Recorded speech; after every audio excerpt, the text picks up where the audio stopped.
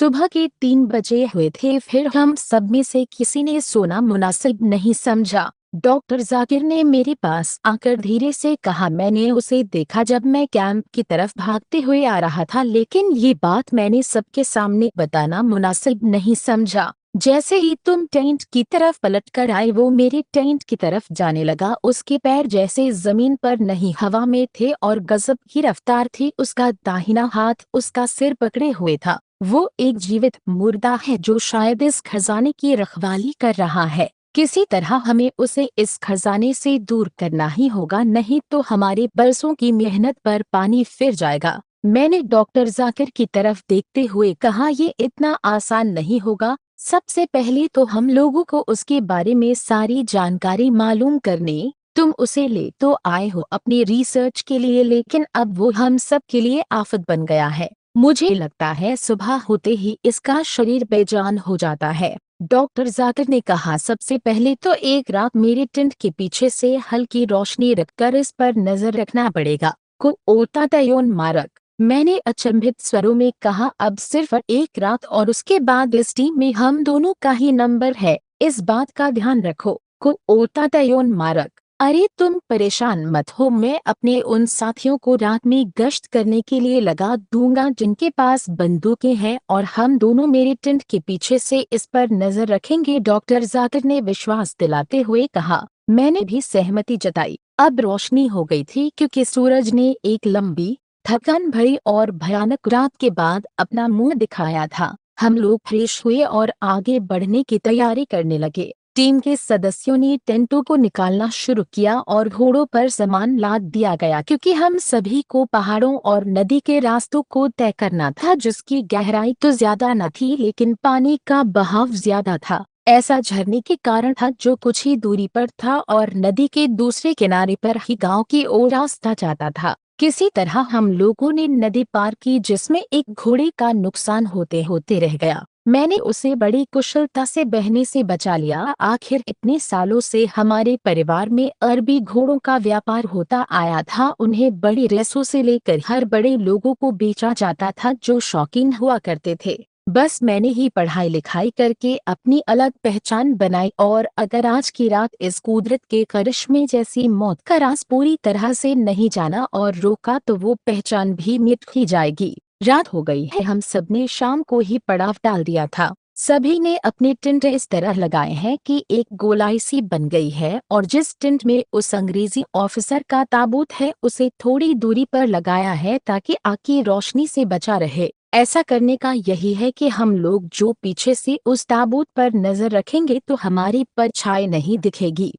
लालटेन की रोशनी तो पहले ही धीमी कर दी गई थी। उस टेंट के पीछे झाड़ियां भी है तो हम दोनों को छुपने में सहायता मिलेगी। रात का खाना खत्म होते ही सबने फैसला किया कि कौन रात में पहरा देगा। सबने तय किया कि जिनके पास हथियार हो और उन्हें चलाने का अच्छी तरह अनुभव हो वही पहरा देगा। हमारे पास 4 क्लॉट M1911 गन और MI ग्रांड 1936 कलिबर .30 माइक की 5 राइफलें थीं और 5 लोगों को आज रात सामने से पहरा देना था। मेरे और डॉक्टर जाकिर के पास अपनी राइफलें थीं। मैं और डॉक्टर जाकिर 12 बजे से पहले ही अपनी अपनी जगह छुपकर टेंट में किए गए छेद से झांकने लगे थे, क्योंकि कुदरत का ऐसा अजूबा कभी कभी देखने को मिलता है। साथ ही हमारे दिलों में डर भी था कहीं पकड़े ना जाएं और मर ना पड़े। रात काफी काली थी, ऊपर से कोहरे ने भी चादर चढ़ा रखी थी।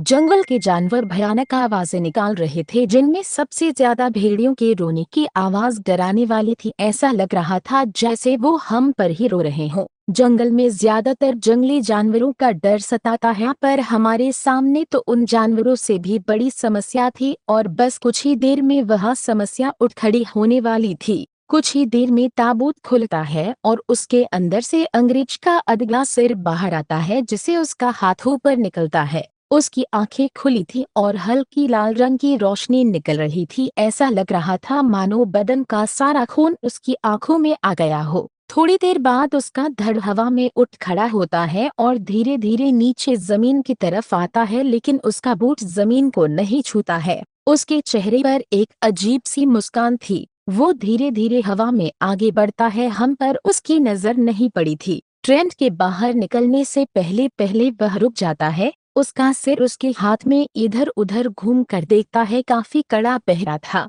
वह थोड़ी देर कुछ सोचता है, फिर तुरंत बाहर निकलकर अपना सिर अपनी गर्दन पर लगाता है और तेज लाल रोशनी चमकती है। सामने की पहरेदारों की आंखें चकाचौंध हो जाती हैं, उन्हें दिखना बंद हो जाता है। जैसा तेज चमकदार रोशनी आंखों पर पड़ने से होता है और वह सीधा अपने शिकार के टेंट में घुस जाता है। वहां से भयानक चीख निकलती है और हमारी टीम का वो सदस्य उसके भयानक चेहरे को देखकर मर जाता है। मैं और डॉक्टर जाकिर अब तक सामने आ चुके थे और उस टेंट के पास पहुंचने ही वाले थे कि वो बड़ी रफ्तार से अपनी ताबूत में जाकर सो गया। उसने ऐसा गजब की तेज रफ्तार से किया, जिन लोगों के ऊपर उस अंग्रेज भूत ने तेज रोशनी चमकाई सब अंधे हो गए, लेकिन उसने अपना शिकार इतने लोगों के बीच में भी नहीं छोड़ा। उनमें से एक भी गोली या कारतूस नहीं चला पाया। मैंने डॉक्टर जाकिर से अकेले में कहा, मुझे इसकी एक कमजोरी मिल गई है और इसके लिए मेरे पास एक तरकीब भी है, बस सूरज की रोशनी निकलने दो।